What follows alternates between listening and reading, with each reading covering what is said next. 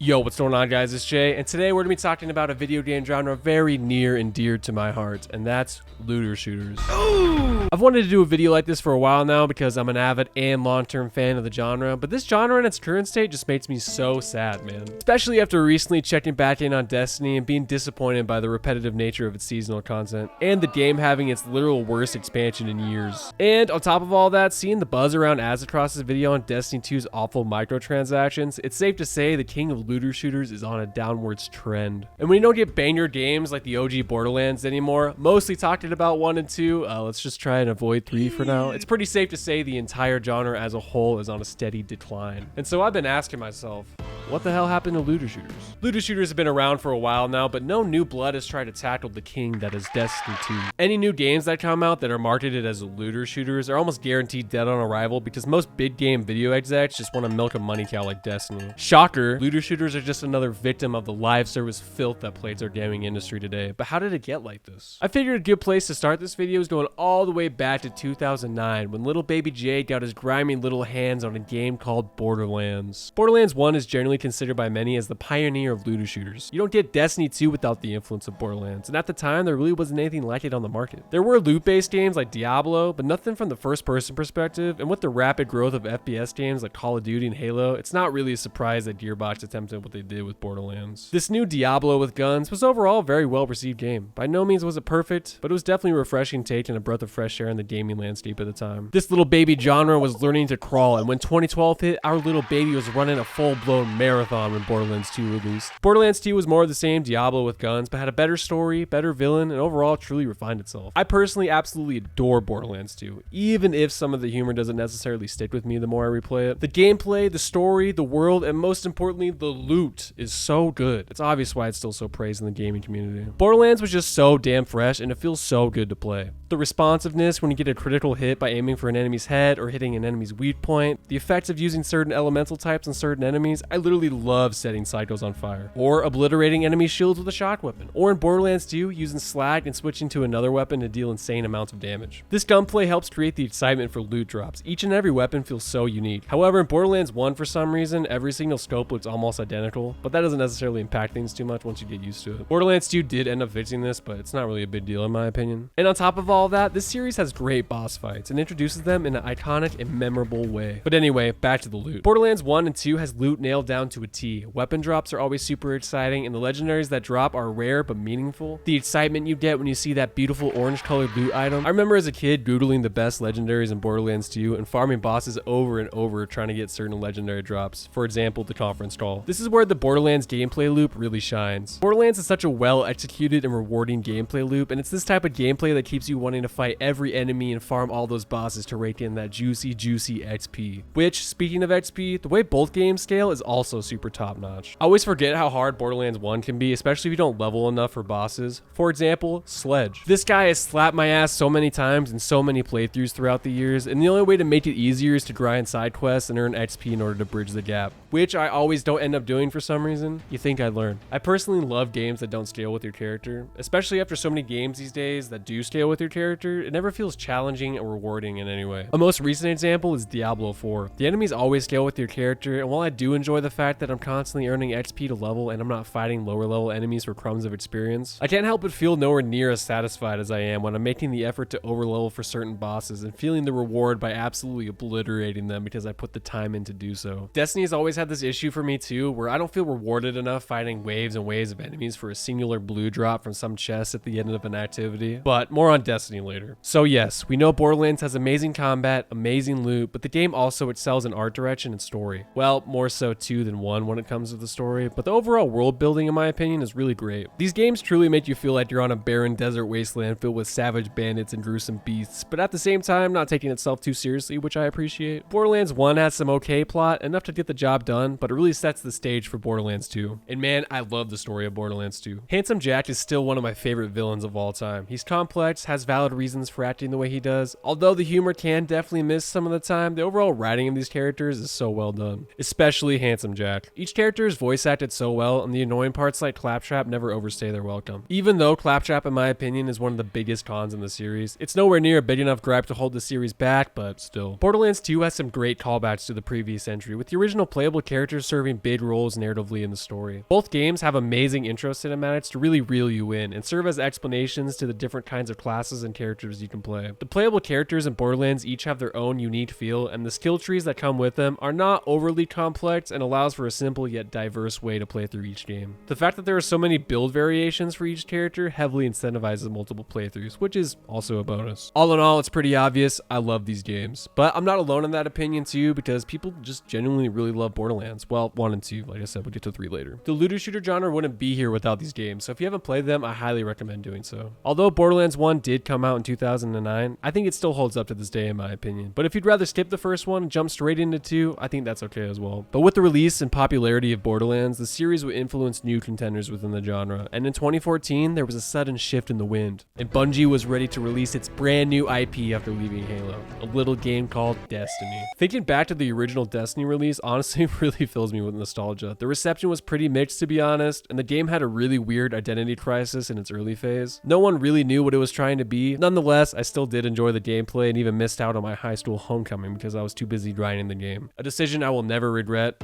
I'm a degenerate, what can I say? But anyway, it took a while for Destiny to truly figure itself out, but the looter shooter genre was definitely beginning to change. Especially when Gearbox released the pre-sequel to Borderlands 2, people started to see the series was beginning to slip. And it definitely didn't help that the long-awaited Borderlands 3 was an absolute disaster, and the fire only burned hotter when Tiny Tina Wonderlands released. I don't want to go too in-depth with these games because honestly Destiny 2 was already at its peak when they released. Gearbox tried to stick to landing and re-grab the attention of looter shooter players, but honestly their attempt failed. Trying to push my harsh criticisms aside for these games, like how truly god-awful the writing is and the lack of farmable bosses, combat definitely improved and I liked the fantasy aesthetic of Tiny Tina Wonderlands, but honestly the negatives 100% outweigh the positives, and these games just weren't as loved by the community as much as the previous titles. I mean, most positive reviews of Borderlands 3 on the Steam page is a script to remove all dialogue and cutscenes. Maybe I gotta replay Borderlands 3 without any dialogue, and I might honestly enjoy it more. But man, my heart still stings, Gearbox. It stings. I was literally so stoked for Borderlands 3 when it was announced, but they failed, man. They failed miserably. And I feel like because of these failures, especially the pre-sequel, is what led to Destiny having the upper hand in the genre.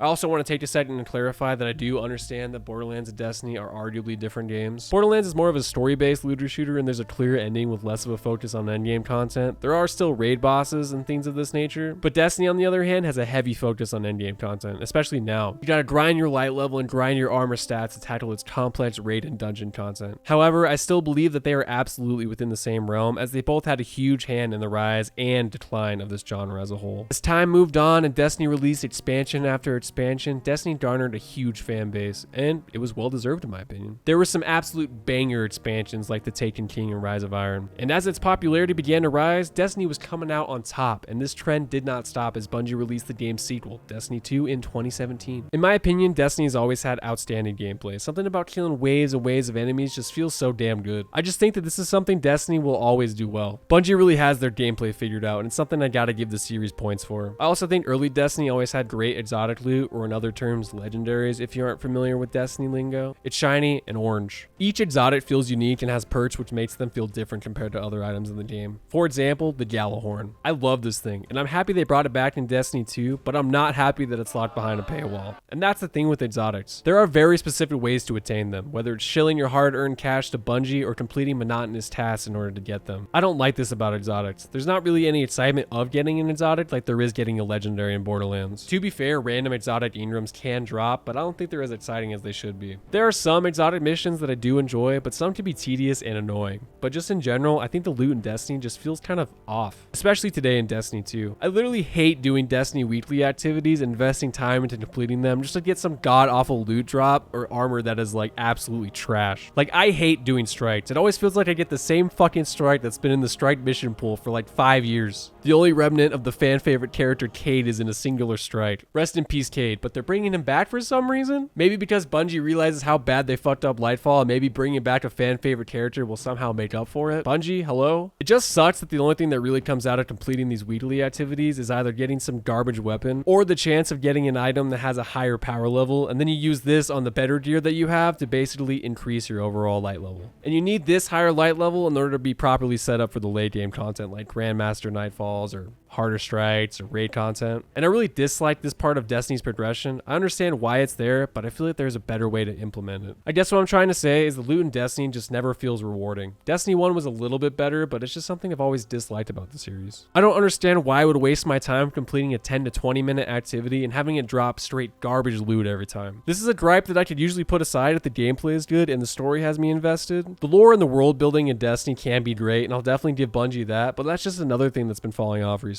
How the hell do you go from an expansion like Witch Queen, which was an absolute banger expansion, to the pile of garbage that is Lightfall? And you're gonna charge me more for it too? Like, dog, I can't believe I spent money to hear the worst dialogue from the worst NPC ever added to the series. It's insulting. I can't stand Nimbus.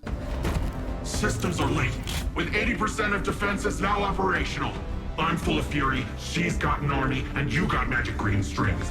Let's crush this callous guy. Ooh! The story is supposed to be building to this huge climax, and you're gonna give me a terribly written character, a mid at best campaign, and absolutely kill any suspense I had for the rest of Destiny's story. And we have to wait a whole nother year and spend another $60 to $100 just to see the actual story we were advertised. It's just so greedy, man. I don't really want to get into the Destiny lore at all in this video, but I thought it was worth noting that they dropped literally one of the most important cutscenes in this series, just like randomly in the middle of a season. Like, what? Why isn't this in the actual expansion instead? It just seems like Bungie's really dropping the ball when it comes to the story recently. Personally, the only thing that has me coming back to Destiny is the gameplay. And I don't think that that's going to be enough to have me come back for their climactic ending to the Light and Dark saga in the next expansion. It just sucks, man, because deep down, I do still love Destiny. It's the top dog of one of my favorite genres in gaming. And I've seen it climb its way to the top, but I guess if I need to scratch the looter shooter itch, I'll just replay Borderlands 2 for the 20th time. All in all, it's been a wild ride seeing this genre grow. Seeing it at its peak with Borderlands 2 and Destiny 1, and then seeing its absolute huge decline with cash grabs like Anthem or mid at best games like Outriders. I haven't mentioned the Division series in today's video, but I will quickly say it's fun. It's not really for me, but I see why it has a dedicated fan base. I think this also applies to Warframe too, but that game just never gripped me in any way, to be honest. I did just want to quickly acknowledge these games because I think their fan bases are for the most part pretty well deserved. As we all know, the live service model has really hurt the gaming industry as a whole, not just looter shooters, but you can definitely feel the impact. Like I said earlier, too many companies want their own Destiny and want it to succeed in milking every single penny it can out of we, the consumers. It's even crazier to see how far Bungie has fallen into the greedy ways. I recently watched a video from the Destiny legend Paul Tassi, and Bungie is trying to charge $10 for a shader. $10 for a fucking shader. Ooh! If you are more interested in how bad the microtransaction mess is in Destiny, I highly recommend you go and watch Azatros' video that I mentioned at the beginning. He did a great job on that video, and I really like his in-depth analysis on what a free-to-play game means and how poorly it's executed in Destiny 2. I'm not sure how any new player can try and get into Destiny these days due to having half of its original content vaulted. I get that it's trying to help not make Destiny a 400 gigabyte game. It hurt enough downloading the 105 gigs just to play the game for this video, but they really should have thought of a better way to introduce new players into the current Destiny landscape. But to be honest, I'm getting a little winded just talking about how greedy Bungie is. This video would be like 2 hours long if I kept going. But to wrap things up, the current state of the genre that we all know and love just honestly sucks. And I wish I could say that I was hopeful for the future too, but to be honest, I'm really not. I'm sure there's some great indie looter shooters out there, and honestly, I should probably do some research and give them a shot, but I'm just overall not super hopeful for the future of this genre. I do think it's interesting seeing this new breed of extraction shooters that have a heavy focus on loot, like Tarkov or The Cycle, but I don't really think it's in the same playing field, to be honest. But you know, at least we got more Destiny expansions to look forward to, am I right, boys? But anyways, I think I'm gonna call the video there. Hopefully you guys enjoyed today's video. If you did, feel free to like, comment, subscribe. I'm really stoked to get this channel up and running. I'm working on a Skyrim video, so that should hopefully drop before Starfield drops, and then I'm gonna be doing a video on Starfield as well. But anyways, guys, that's kind of the plan, and yeah, I'll talk to you soon. Peace.